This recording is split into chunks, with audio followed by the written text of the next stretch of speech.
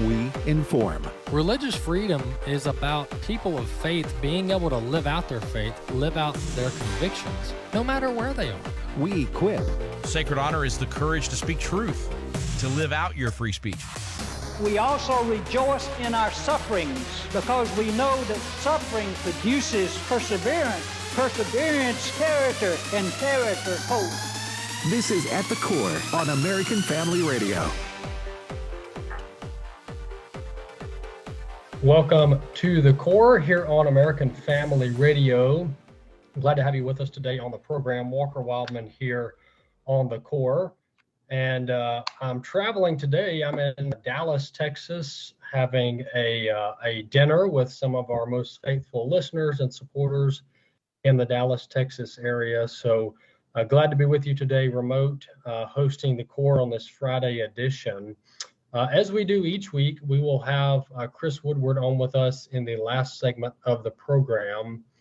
Chris Woodward will bring us the news of the week from American Family News. Before we jump to some of the stories I want to get to this first segment, the psalm that we're in this week is Psalm 108. Psalm 108. My heart is steadfast, O God. I will sing praises, even with my soul. Awake, harp and lyre. I will awaken the dawn. I will give thanks to you, O Lord, among the peoples, and I will sing praises to you among the nations. So once again, this is a Psalm of David, so we know who the writer is here, which David, of course, wrote most of Psalm, but the psalm in this instance this week is Psalm 108, and it's another song of praise and adoration to our Lord. And if you don't spend enough time in prayer and adoration of the Lord, this is a challenge for you. This is a word of encouragement that we don't need to find ourselves constantly petitioning the Lord for what our wants are or what our desires are, without first giving him thanks. And if you want a model prayer, if you will, the Lord's Prayer in Scripture in the New Testament is a model prayer of how to pray before the Lord. So that's my challenge for you this week here on the program, is to be sure that you're approaching the throne room of the Lord with praise and adoration. And let that be the lead, if you will, and not making our prayer life more about us than it is about the Lord, because without him, who are we, right? We are nothing without his goodness and his grace. So that's my encouragement for you this week. I want to cover a few topics this first segment before we go into the second and third segment. But this segment, I want to talk about what's going on in Israel, because it's not breaking news anymore. This war in Israel has been going on since October of last year. Of course, the Iranian strikes on Israel really brought the issue to the forefront in recent weeks. But nonetheless, one thing that a lot of people don't realize, and I don't know whether it's because they're not paying attention or the media isn't reporting on this as much as they were initially, but there are still hostages. There are still dozens of hostages in Israel, in Gaza, rather. These are Israeli citizens. Some of these are U.S. citizens as well. They're joint citizens, Israeli and U.S. But Hamas still has dozens of terrorists. I think the latest count is 40 plus terrorists. And we don't know if they're alive or not. You know, the hostage negotiators from Israel have been working through Qatar, and other Arab nations, as with those nations being the mediators, if you will, Egypt, UAE, and some others. They've been kind of negotiating with between Israel and Hamas on this topic of hostage releases, and it's very unclear whether these hostages are still alive in Gaza. Some experts suggest that they're all dead. Some suggest that there's maybe a few still alive, but it's very unclear. But this is a long time for hostages to be held captive. without release. And it just seems that historically that's been a very pressing issue for the United States and our allies to have hostages released as soon as possible. But in this case, the hostage negotiations have really almost become like an afterthought, at least from a national attention standpoint. Not many people are talking about the number of hostages that are still being held captive by by Hamas. So we'll continue to track that. But on that note, I did want to play a clip here. This is clip one. We have a clip here of an Israeli hostage's mother on with Jake Tapper talking about how any demand of ceasefire without the release of all the hostages is surely a death sentence. Let's listen. Bringing the hostages back should be the top priority. It should be a world top priority. Everyone looking for de-escalation in the region should be opening the sentence saying, release the hostages. Any sentence of any demand of ceasefire without release of hostages is a death sentence to them. As far as what's going on in Israel, there's a broad range. Everyone feels that more needs to be done. Everyone is demanding more from the government. People and different families have different perspectives on how to achieve that. And that's what we're seeing. So that's a mother of an Israeli hostage, a young man still being held hostage by Hamas. And we don't know the well-being of those hostages. I mean, clearly they're in a bad spot, but whether they're alive or not is really up in the air. No one really knows. Maybe the Israelis know, and they're not telling us, but that would be something that would be hard to keep a secret, especially with all of the hostage families getting regular briefings from the Israeli government. But this entire situation that we're in, whether it be the war in Israel, what's going on in Ukraine, this has been brought about by none other than President Biden himself.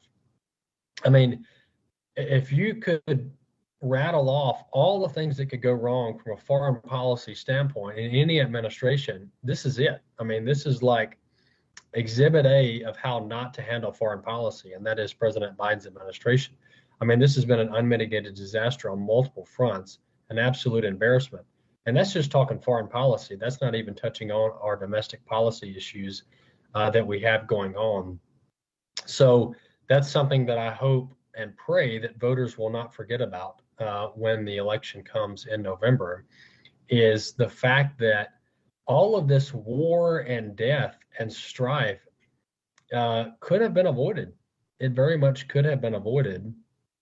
America is the dominant player on the world stage when it comes to military strength, when it comes to peace. But that only happens when people take us seriously. And this is something that I pray and I hope voters will remember come November.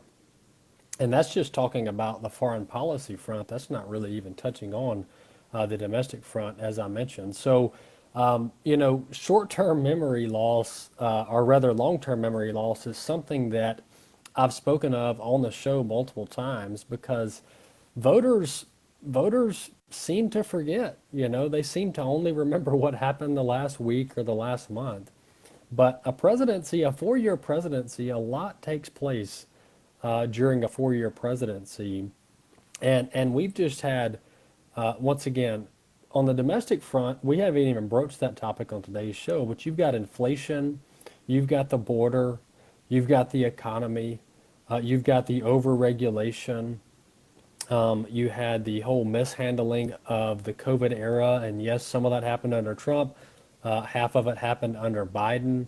You had the forced shots, the forced COVID shots on our military members and the public, and the bullying and the intimidation.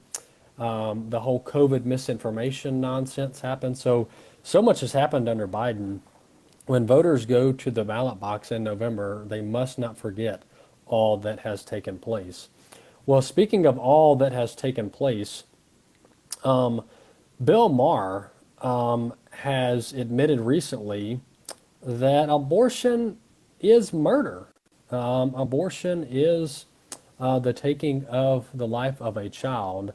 This was an astonishing clip. I was shocked to hear this blatant omission, but let's blatant admission rather, not omission. But let's listen to Bill Maher. This is clip 3 talking about the reality of abortion. None of you believe it's murder.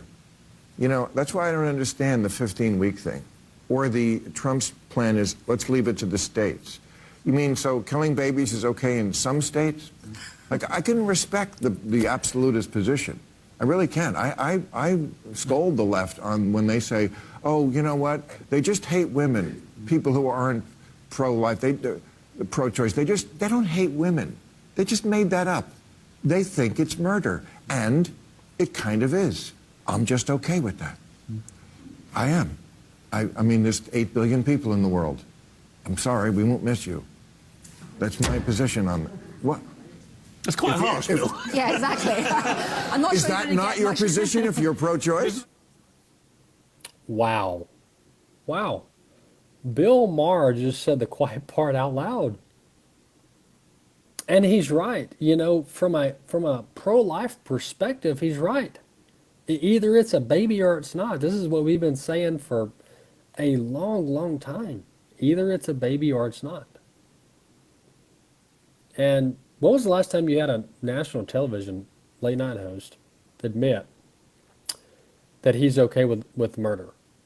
Because that's what he said there. That's his own words. This is not process of elimination or twisting what Bill Maher just said. When talking about abortion and murder, he said it kind of is. Abortion is kind of murder. That's what he said. Quote, it kind of is. And then he said, I'm okay with that. There's 8 billion people in the world. We're not going to miss you. Talking about the babies that are taken and murdered by abortion. This is the left-wing position. And as I've said in recent interviews I've done on this subject, the pro-life movement is the most pro-woman, pro-baby, pro-family movement out there. It's the most pro-woman position. Because what the left's not going to talk about and what the pro-abortion crowd's not going to talk about is the harm that comes from abortion, not just the taking of the baby's life, but also the trauma that happens with these moms and dads. I mean, these mothers and fathers turn around a year down the road, months down the road, a decade down the road, and they ask themselves, oh my, what have I done? What have I done? I participated in the murder of my child. What have I done? How will I ever live with myself knowing that I went to an abortion mill and had my child taken from the womb? So this is a brutal reality. And the most consistent position, and really the only position where you can say, hey, I'm pro-life, is if you're against all abortion. There's no right and just society and moral society where abortion is acceptable. And for those out there listening, let's educate ourselves on this. Because there are lies amongst lies on this topic of life. And abortion is not medically necessary to save the life of the mother. Because this is what happens. This is what President Trump, and we'll talk about this more in the next segment, but this is what President Trump and others say. They say, well, I'm against abortion with the exception of rape and incest and life of the mother. Okay, that's what they say. Ronald Reagan said that. Ronald Reagan said that. When was the last time Ronald Reagan was a saint? When was the last time Ronald Reagan was the gold standard on biblical worldview? Okay, I'm not dogging Ronald Reagan, but let's talk about biblical truth and scientific evidence before we quote some politician from 50 years ago, 40 years ago. The pro-life position is against abortion. And if you want to know how to respond to the lie of rape and incest and life of the mother, stick around because we're going to debunk the myth in the next segment right here on the Core. Thanks for joining us. One segment down, 2 to go. Stick with us. We're going to continue to break down the position of being 100% pro-life. We'll be back in a few.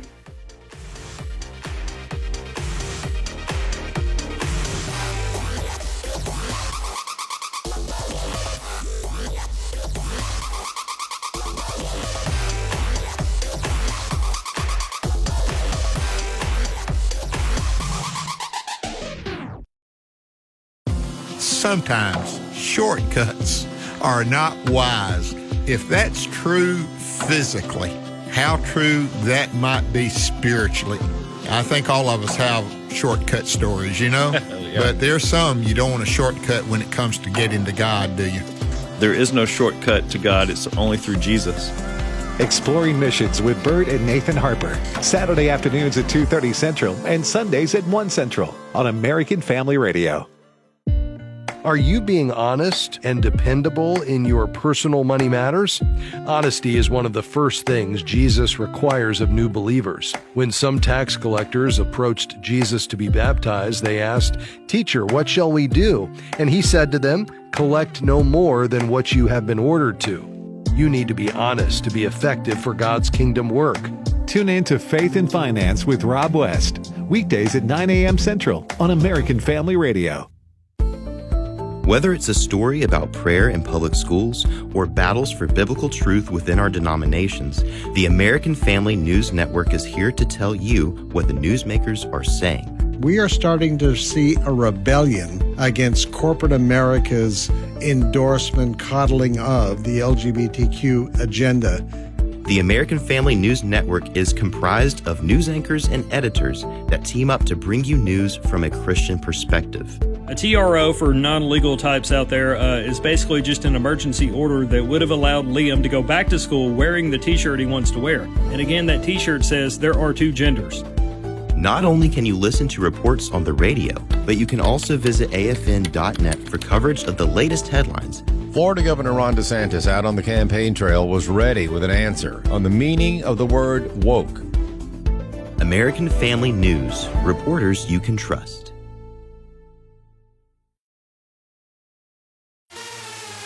At the Core podcasts are available at afr.net. Now, back to At the Core on American Family Radio.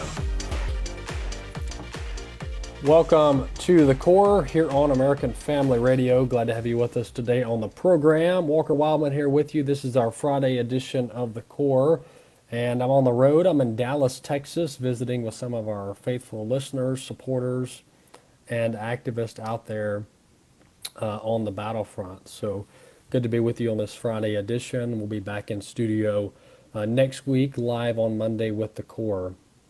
Hey, jumping back into this issue of life, and I just played that clip last segment of Bill Maher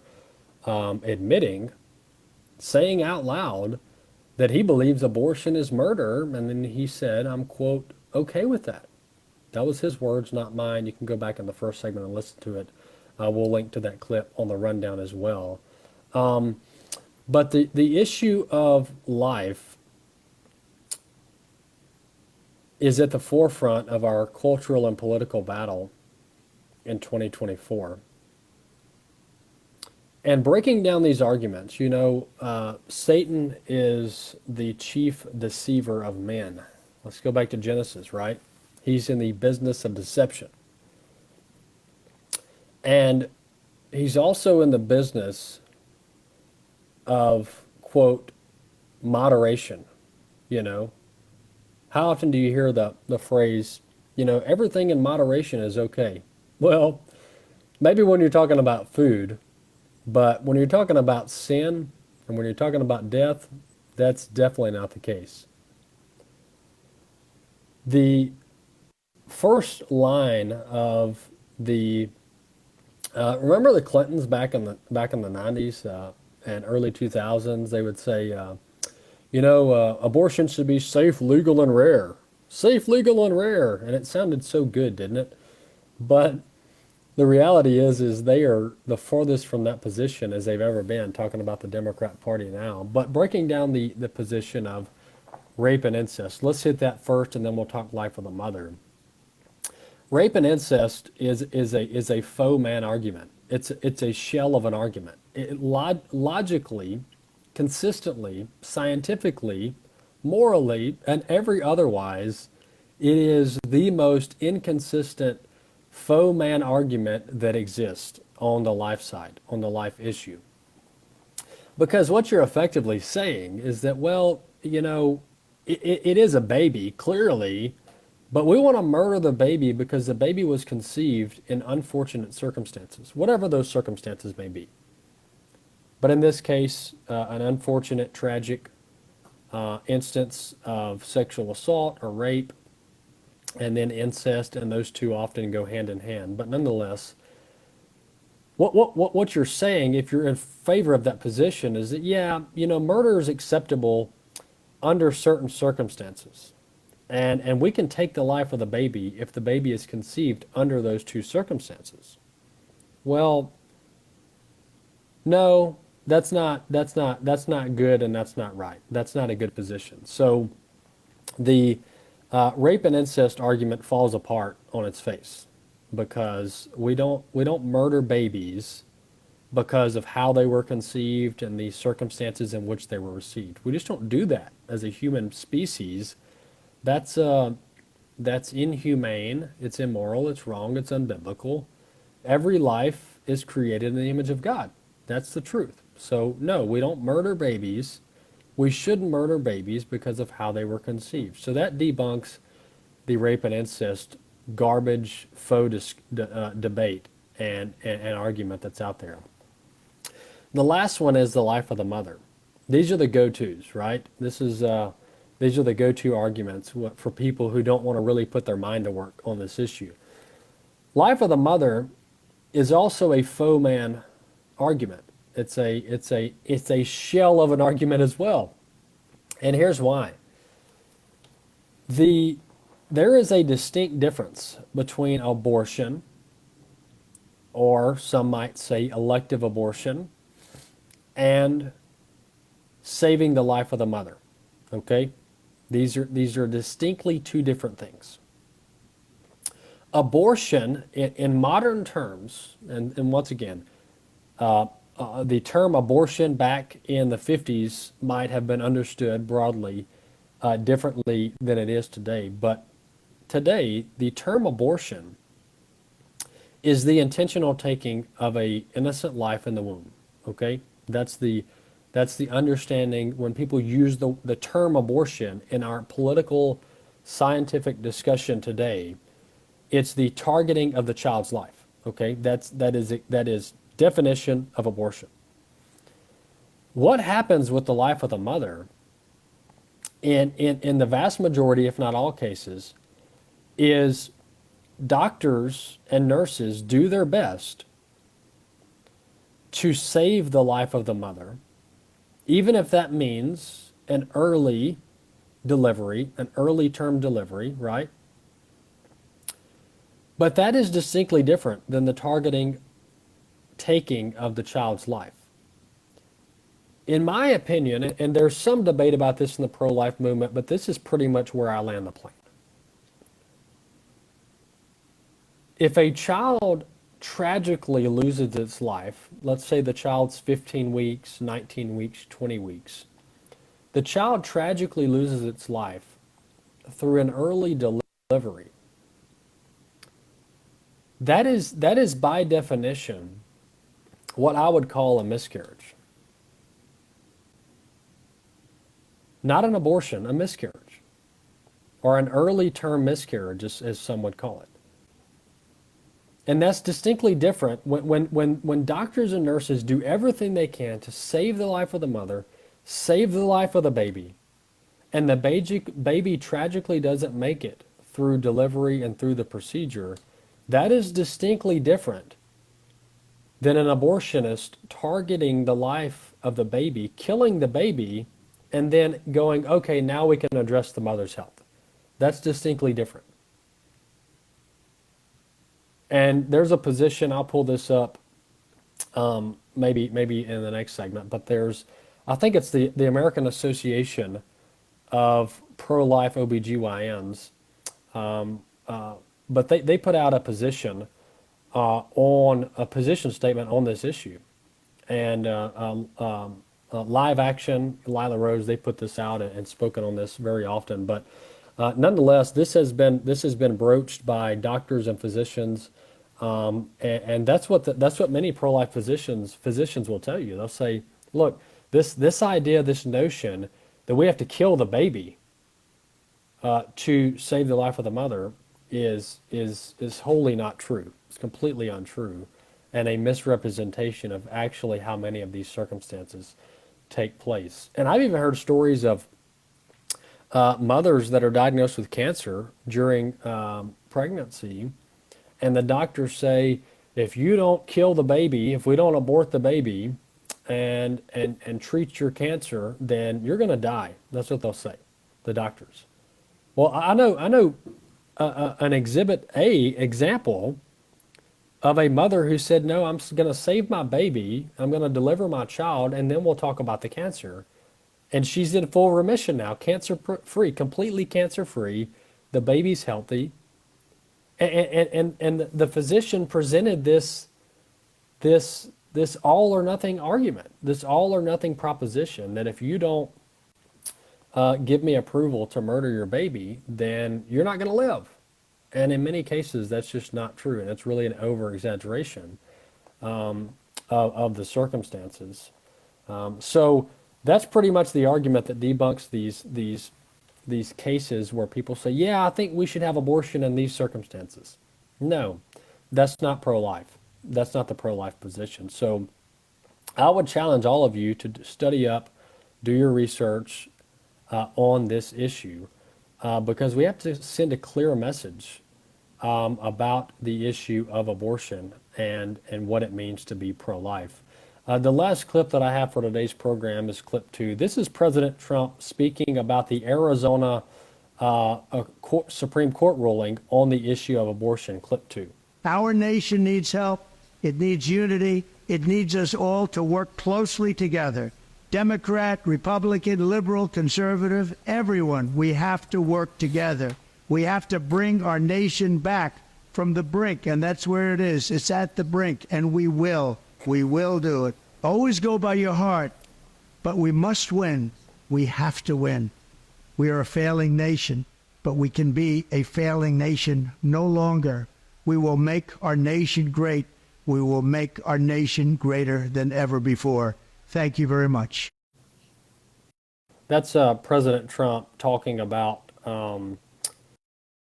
the Arizona court ruling and it being, quote, fixed, which who knows what that means. Thankfully, Arizona lawmakers have been blocking the pro-abortion legislation in Arizona in recent days. So that's on the good news front.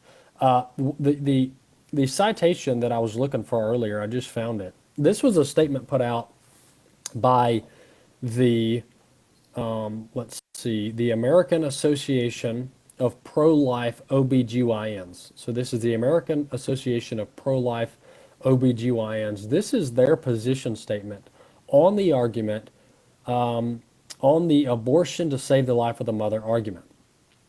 Here's their statement. Abortion is the purposeful killing of the unborn and the termination of pregnancy. AAPLOG, which is this organization, opposes abortion.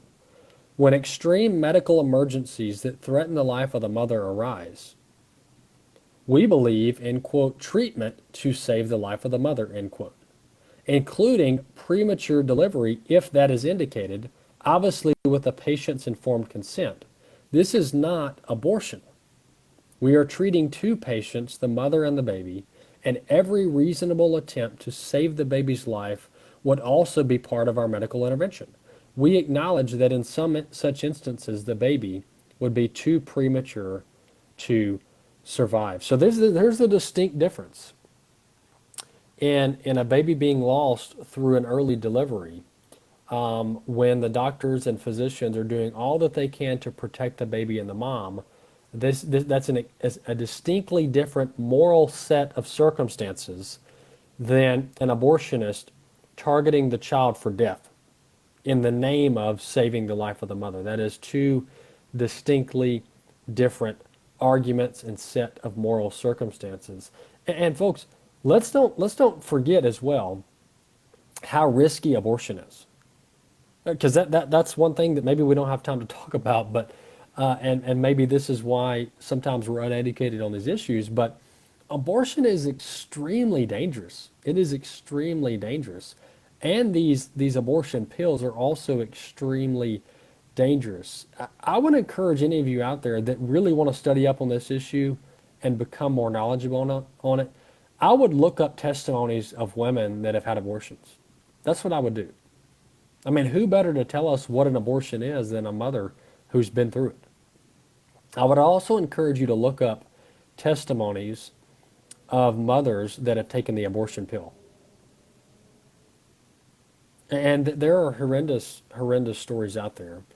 And anyone listening that doesn't want to hear this, you can turn the radio down. But I want to provide at least one example of what happens when mothers take this abortion pill, this mifepristone abortion pill. There's maybe some other off-brand names as well. And once again, if you don't want to hear this, that's fine. Turn the radio down. But we have to speak the truth and tell people what's going on. I mean, can you imagine people back during Nazi Germany saying, well, no, I can't talk about the gassing of the Jews because that just disturbs me. So we don't talk about it. No. We need to talk about these issues. But on the abortion pill, if you read up on women who've done this and taken the life of their child through the abortion pill, it is gruesome. It is tragic. It is traumatizing. It's dehumanizing for the baby. Many of these babies are being discarded and delivered in bathrooms, in toilets. It's horrendous. It's like a horror movie. And the abortion industry is promoting this pill. Oh, don't worry. Just take the abortion pill. You'll be good to go. No reason to go to the abortion clinic. No reason to go to the abortion mill. Just take the abortion pill and you'll be good to go. It's horrendous. It should be criminal. And should never take place in this country and in this world. It is a tragedy amongst tragedies. And when you fully study up on the issue of abortion, folks, it is not hard to be pro-life. It is not hard to be abundantly clear that the taking of any child's life is wrong. It's wrong. And it should never take place. So let's stop overcomplicating these issues. Let's stop feeling like we have to nuance these issues. Let's hit these issues head on. Let's hit these issues head on. And make it abundantly clear what the pro-life position is. And once again, this is not just about saving the life of the baby, although that is the primary purpose of getting rid of this stain on our country called abortion. But also, the pro-life movement is also trying to save these moms and save these dads from the irreparable harm and agony that comes through the issue of abortion. Why would we want anyone to have to suffer through this horror that is abortion? It's a stain, it's a tragedy, it should not be legal, it should be criminal. Abortion should have no place in this land, ever, ever, ever again. And as a nation, we should repent before God for this stain, for this sin on our nation. Walker Wildmon, one segment left. Chris Woodward coming up. We'll be back in just a few minutes.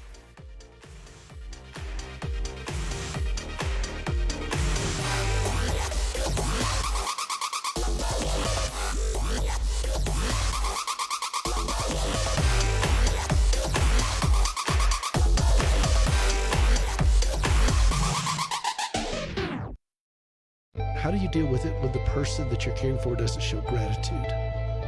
We're not in bondage to other people's gratitude. He came with no thought of our gratitude. He loved us while we were enemies. Who are we to withhold that which was given so lavishly to us? Join Peter Rosenberger on Hope for the Caregiver, Saturdays at 7 a.m. and Sundays at 10 p.m. Central on American Family Radio. Pray scripture-based prayers, and God will use you to be a greater blessing because you asked Him to. Heavenly Father, you are holy. Bring your kingdom here. Give us our daily bread. Forgive us our sins as we forgive those who have wronged us. Deliver us from the evil one in Jesus' name. Amen. Read the article Kingdom Prayers by Joseph Parker on thestand.net. Thestand.net. Some guy who claims to be a girl is not science.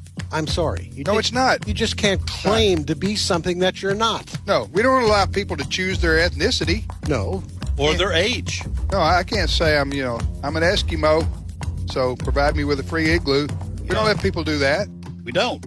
You're a male, and you can't claim to be a female, because you're not. Today's Issues, weekday mornings at 11 Eastern and 10 Central on American Family Radio. I know darkness is in the world, but that don't mean I gotta kick open my front door and welcome it. Why would we continue to tolerate wickedness at any level? God knows the scope of your access and impact. He knows that. But he does expect you to be his ambassador in your world. Tune in to the Hamilton Corner, weekdays at 5 p.m. Central on American Family Radio. At the Coord podcasts are available at afr.net. Now, back to At the Coord on American Family Radio. Welcome back to the Core here on American Family Radio. Walker Wildmon here with you on this Friday edition of the program. Glad to be with you. The last two segments have just taken up our time in a good way, and we've been really trying to educate everyone on the issue of abortion and how abortion should not be acceptable, should not be permissible, should not be legal under any circumstances, and really breaking down those arguments in favor of abortion. And hopefully shedding light on this issue for our audience and how they can speak about this in the public. But once again, I would encourage you to do your own research, do your own study up of this issue, read testimonies of women who've had abortions. It is as horrible as I described in the last segment. Chris Woodward's with us now. Hey, Chris, welcome back to the Court. Thank you very much. Well, Chris, this trial going on with President Trump in New York City, I believe, is the chief threat to his campaign as it stands today. You know, some of the other cases, whether it be civil or criminal, they're just taking a long time to get going. But this one, with a New York City jury pool, Chris, this poses a real threat to President Trump. And I'm not being overclimatic. This is legitimately, they want to lock him up. I mean, Alvin Bragg has not hidden the fact that he wants to lock Trump up. So what's the latest there? Well, as of now, 12 jurors have been selected. I am amazed by that. I said on this show, I said on this network earlier this week, I don't know that anywhere can provide, I don't know that anywhere in America you can find 12 impartial people on Donald Trump. People love him, they hate him. But somehow in New York City, which is a liberal area, they found 12 people that had no opinion of the guy on trial. I find that very hard to believe, and I think the public will as well. There's, the jury's going to say something, the attorneys are going to say something, but the court of public opinion is going to say, well, they probably had it out for this guy. So even if they reach some sort of decision over this issue, I don't know that people will just agree with it and move on. Yeah, I agree. And yeah, to your point, finding impartial jurors, when you're talking about a former sitting president, that is a former president, that is, definitely unprecedented, right? I mean, to have to find that. But I know several jurors were struck for due reason, for due cause, in New York City. But Chris, this trial's set to last, several weeks or a month? And what are the implications here from a criminal standpoint and like jail? I mean, is all this on the table? Yes, it's very possible. I would say weeks is probably the best way to term how long this is going to last. And that's weeks of him not being able to go out there and campaign. Now, I think a lot of people have already made their mind up between presumptive GOP nominee Donald Trump and presumptive Democratic Party nominee Joe Biden. If you had the election today, a lot of people would already have that settled in their mind in terms of who they're going to go out and vote for. So I don't think it's going to cost him millions of people, but if it's true that Donald Trump needs to make ground with suburban women and urban voters, this is the time of year, especially going into the convention, which I believe is scheduled for July in Milwaukee. This is that time for him to kind of gain ground and really get out there and show various demographics that his economic policy had them better off when he was president than what they have been living under Joe. And he's not being able to do that right now with him having to be in court every day for a supposed jury selection in which they find 12 people that supposedly had no opinion one way or the other of Donald Trump. One potential juror it was disclosed that she had social media posts. She apparently was a Bernie Sanders supporter at the time and had some things to say about politics that led to her dismissal. Other people have been allowed to stay on. And, of course, a lot of these people are going to be followed by media, and speculative stuff on social media is going to come out in terms of where these former jurors are and where the potential people may be.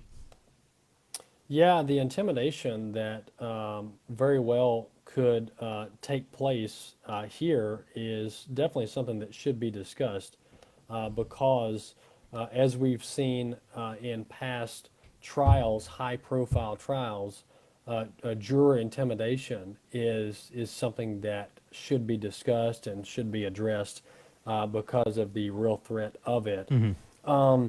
So we have the New York City trial going on over the quote unquote hush money payments to the porn star, the former porn star. Which the fact that we're even having to talk about this and explain it is quite not a good look on our country. Let me just put it that way. Right.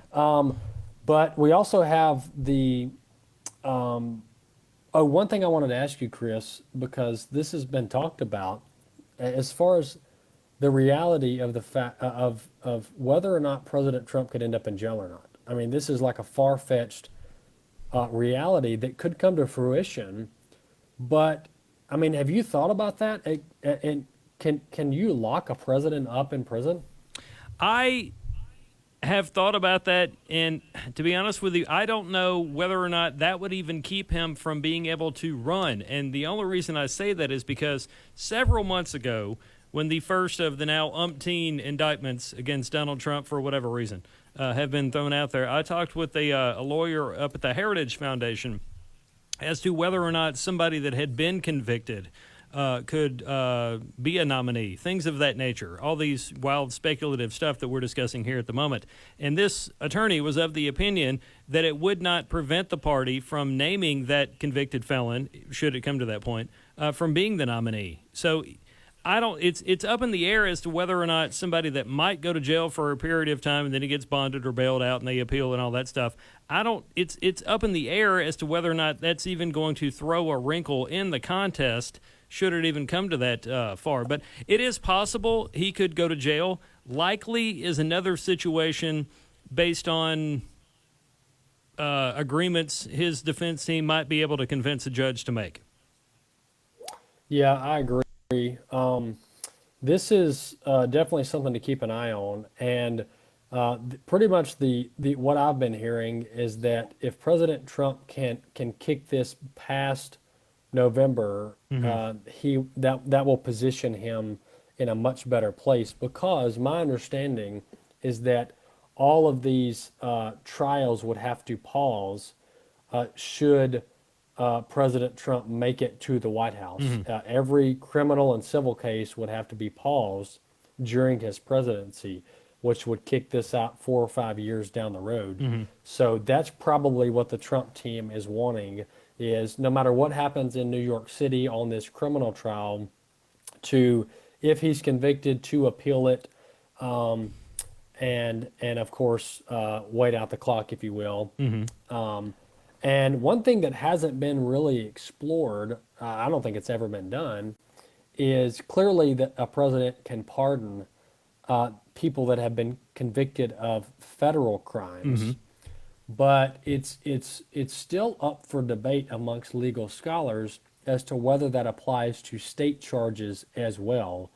So that'll also be interesting to see if President Trump gets reelected and tries to push the envelope and pardon himself from state charges as well to see if that makes its way up to the Supreme Court. Right. This, again, is one of the reasons why I think this upcoming running mate selection may very well be the most important selection in the history of presidential elections in this country. A lot of times it's just somebody that, initially, like when it started, the VP was it was the backup, just in case. And there was a time where we sent VPs to like a diplomat's birthday party or somebody's bar mitzvah, all these, kind of, friendly gestures.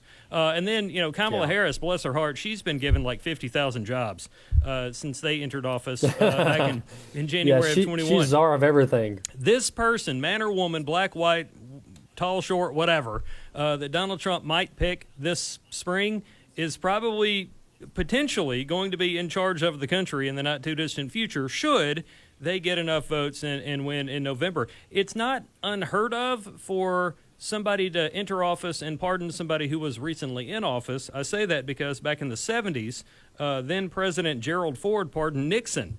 That upset a lot of people and potentially cost him re-election in 1976. He lost to Jimmy Carter. Yeah, this is uncharted territory in many regards, so we'll keep tracking it. But I do agree about the importance of the vice president, and on both sides, whether it be Biden, because Biden's no spring chicken. I mean, the statistical probability of him not making it through a second term is what I would call very high. Any litany of circumstances could occur that would render him unable to carry out his duties in the White House. Also, to your point, President Trump's going to need a strong VP pick because that's going to be an important position for multiple reasons. I mean, I'm thinking impeachment, all these different trials, everything that goes on. There needs to be a plan B. And Chris, this is something I said months ago, but that the Republican Party and President Trump and his campaign need a plan B should they lock him up between now and the election. There needs to be a plan B on what they're going to do. Can he be elected from prison? Does the VP person need to step up? All of these scenarios are need to be factored in to the VP pick with President Trump. And we haven't even gotten into how important the congressional elections are, because the House Speaker is 2 heartbeats away from becoming president. So you could potentially end up with a hypothetical situation where both the president and the vice president are deemed unavailable for whatever reason. They can't serve, they're convicted, whatever. Then you have the House Speaker potentially move up. So the importance of this election, not just in the White House, but the Capitol, is hugely important for the future and stability of this country. Yeah, that's right. Chris, what are some other issues that you guys have been tracking over at American Family News? Yeah, the other big story, one of the big stories this week was the lack of a Senate impeachment trial for DHS Secretary Alejandro Mayorkas. Earlier this year, as people very well may know, the GOP-led House, they took a couple of times to do this, but they finally got enough votes to impeach DHS Secretary Alejandro Mayorkas for a couple of reasons. Mainly, he wasn't doing anything about the southern border. Some people would say he was just doing what Joe Biden was telling him to, but nonetheless, the GOP House said, hey, you're falling apart here, you're not doing your job, we're going to impeach you. When that happens, it moves from the House to the Senate. The Senate is the one the Constitution says, hey, you guys shall have the power to hear impeachment trials.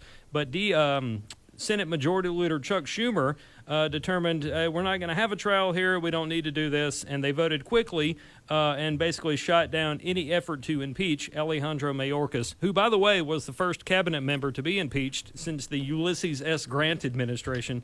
You'd have to go back that far to find somebody in this position. A laughable tweet or post that he got hammered for, and I think understandably so, was this one from Chuck Schumer. Immediately after Senate Democrats refused to allow the Mayorkas impeachment trial to commence, Chuck Schumer took to Twitter, or X as it's now called, and Schumer said, quote, impeachment should never be used to settle policy disagreements, to which everybody and his brother came out of the woodwork to say, well, oh yeah, why did you impeach Trump so many times? Or why have you threatened to do this or that? You're a complete hypocrite.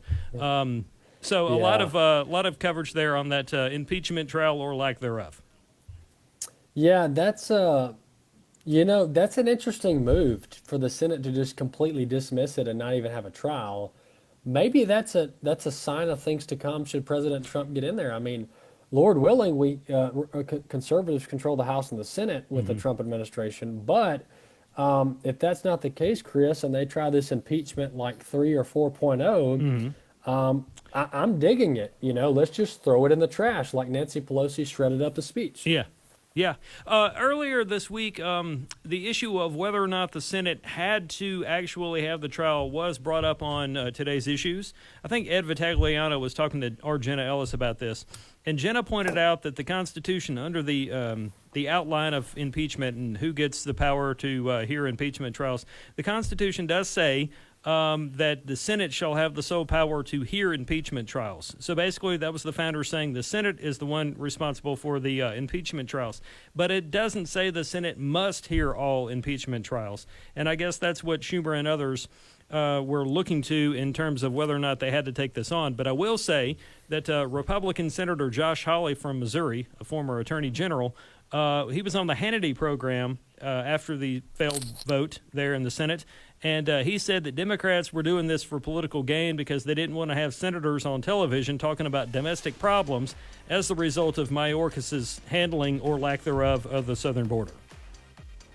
Yeah, imagine that, the Democrats outmaneuvering the Republicans. Hey, thanks, Chris, for coming on. Thank you.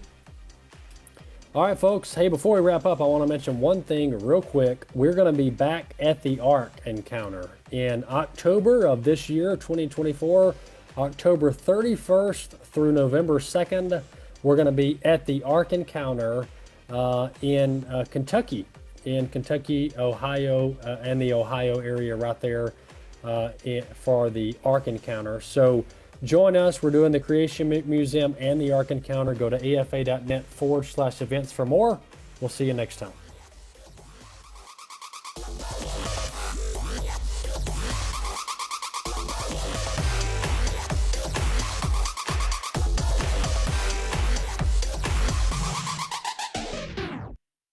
The views and opinions expressed in this broadcast may not necessarily reflect those of the American Family Association or American Family Radio.